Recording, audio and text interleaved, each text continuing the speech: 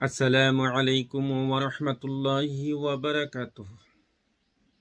আলহামদুলিল্লাহি রাব্বিল আলামিন। নাহমাদুহু ওয়া নুসাল্লি আলা রাসূলিল কারীম। আম্মা বাদ। আলহামদুলিল্লাহ। সংক্ষিপ্ত আলোচনায় এখন আমরা জানব বিপদ ও কষ্টে ধৈর্য সবর কি ও ধৈর্যের উপকারিতাগুলো কি কি। প্রিয় ভাই বোন বন্ধু, ধৈর্য মানে শুধু কষ্ট সহ্য করা নয়। ধৈর্য মানে আল্লাহর ফয়সালায় সন্তুষ্ট থাকা, হতাশ না হওয়া, গুনাহর পথে না যাওয়া, ধোয়া ও নামাজে লেগে থাকা।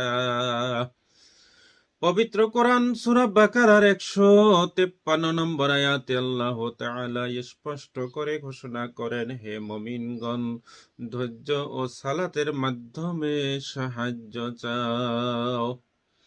ধৈর্যের উপকারিতাগুলো কি কি? পবিত্র কোরআন ও হাদিসের আলোকে ধৈর্যের উপকারিতাগুলো সংক্ষেপে তুলে ধরছি। 1 নম্বর, আল্লাহ ধৈর্যশীলদের সাথে থাকেন। প্রিয় ভাই বোন বন্ধু, গভীর মনোযোগ এবং চিন্তা করুন এবং খেয়াল করুন।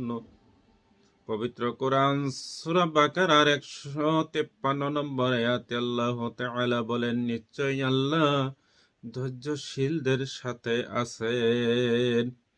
2 নম্বর উপকারিতা, কষ্টের মাধ্যমে গুনাহ মাফ হয়। রাসূলুল্লাহ সাল্লাল্লাহু আলাইহি ওয়াসাল্লাম বলেছেন, মুমিনের যে কষ্টই আসে তার মাধ্যমে আল্লাহ তার গুনাহ মাফ করে দেন। সহিহ বুখারী ও মুসলিম।